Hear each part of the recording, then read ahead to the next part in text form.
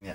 I want to start with Michael Vick, however. He's the just released from prison quarterback. He signed a 2-year deal with the Philadelphia Eagles. Now, this came out of the blue, and I can tell you, even the people in Philly were stunned by this. We heard rumors about New England, Belichick potentially bringing him in and working with him. We've heard Buffalo as a potential landing spot for him. Seattle was even mentioned. But the Eagles, I'm telling you, it came out of nowhere. If you looked at any of the Philadelphia papers, talked to anybody in Philly, they were stunned by this whole thing. Just as an aside, I did speak to my dad, who spoke to a good friend of his in Philadelphia, and he said that the phrase going around in Philadelphia was, "Lock up your beagles, Vick has signed with the Eagles." Now, let's hope that nothing like that has come to fruition. There is a negative about Vick signing in Philadelphia. There are a lot of positives, but there's one big negative, and that's the Philadelphia fans. The fans, the media in Philadelphia can be brutal. If Vick does not add any value to this team, or if he does anything considered detrimental, he will be hammered. Trust me. It doesn't matter. He's just been through the ordeal of prison. He will hear about it. Remember, these are fans who once booed Santa Claus. They booed Santa Claus, and the last time I looked, Santa Claus had not done any time in the big house. So that's one thing that he's going to have to overcome. The cynicism and the vitriol that can be released by the Philadelphia fans if something goes wrong, if they're perceived that Vick is not helping them. Now, on the positive side, the Eagles have created a real family-like atmosphere at the club. Jeffrey Lurie is their owner. He's a former Hollywood movie producer. He has a background in psychology, apparently. Seems like a caring guy. Now, let's be honest. It's the NFL. They care about winning. That's the #1 thing they care about. And if Michael Vick were an average player, if he were the equivalent of Dan Orlovsky, he probably would not be given this second chance. But Michael Vick is a potentially amazing football player. He's an electric guy. He is a sort of player that can turn something around. So that's the first thing. You talk about getting second chance. He's getting a second chance because he's a great player. But head coach Andy Reid is another guy like Jeffrey Lurie who believes in helping guys, believes in rehabilitation. Andy Reid has to. His 2 sons have been involved in massive dramas with the law, did prison time. Andy Reid's a caring guy, he's a Mormon guy, a solid citizen by all accounts, a family man, but his kids have had major problems. So I would think a guy like Andy Reid knows what Michael Vick is going through and is going to be able to help somewhat in this rehabilitation project of Michael Vick. And that's what it is. Let's be honest. It's a rehabilitation project. Now, the great unknown, of course, is that we don't know whether or not this guy can contribute. Now, last time I looked, sleeping on a hard bed, eating bad food, and walking around in a prison yard is not the best place to prepare for a season in the NFL. And as good as exciting as Vick used to be, and he was great, make no mistake, he hasn't played for 2 years. But if he can regain any sort of form, there are endless possibilities of what this guy can do. Imagine him coming in and running the Wildcat offense. He can run as well as anybody in the league, and he can throw better than any of those other guys running the Wildcat. That's the first thing. Now, imagine this. Donovan McNabb, who apparently was more than happy for Vick to come on board. He's at quarterback. He's back there. Vick's in the backfield. Brian Westbrook is in the backfield. You've got Jeremy Maclin. You've got the other guy from Cal. I can't remember his name right now. The guy, Deshaun Jackson on the other side. That is an exciting football team. In fact, so exciting that Matt from the Brighton Hotel has already texted us and said he's an Eagles fan.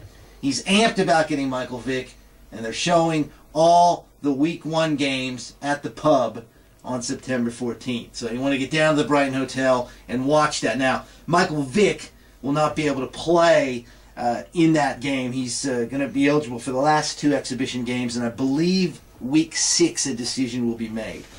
But it's an amazing signing if he can stay on the field, if he can stay solid off the field.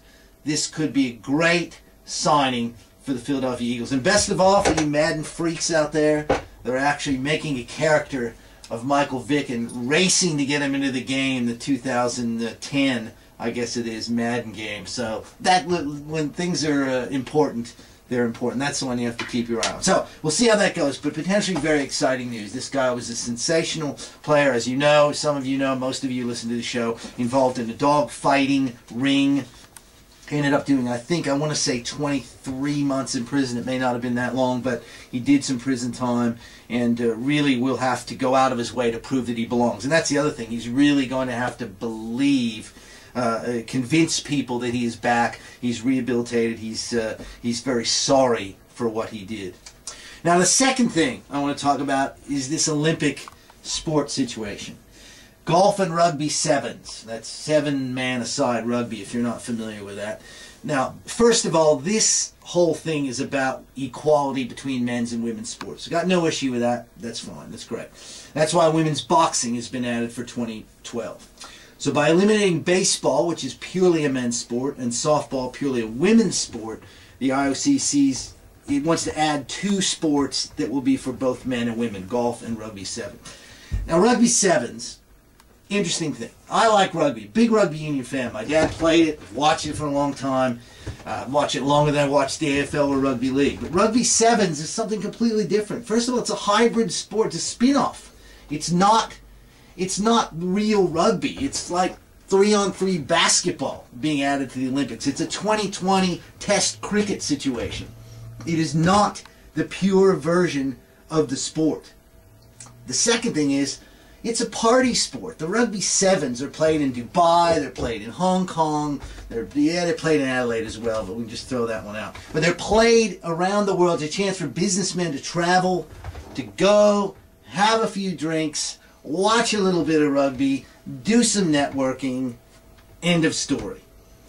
It is not an Olympic sport. How many kids are growing up in Australia going, I want to be the best rugby sevens player that this country has ever produced? I'm guessing many of you out there can't name one rugby 7 player unless it's someone who's jumped over from regular rugby and played in a sevens tournament. I just don't see it as an Olympic sport. You want to add rugby 15 aside, fine, go for it. That, I don't agree with it, but at least it's the purest version of the sport. Rugby sevens just doesn't do it for me. Now, let's move on to golf. There's only one reason why the IOC wants golf. That reason is Tiger Woods. The Olympics are becoming less and less relevant as time goes on. TV money being pumped in by NBC is keeping things moving forward. Trust me, in 10 years, the FIFA World Cup will be bigger than the Olympics. It's already getting close. The Olympics, at some point, will become irrelevant. The IOC wants golf for the same reason Victoria's chucking in $3 million so Tiger shows up at the Australian Open. The IOC can say anything they want, but they want Tiger Woods playing for an Olympic gold medal.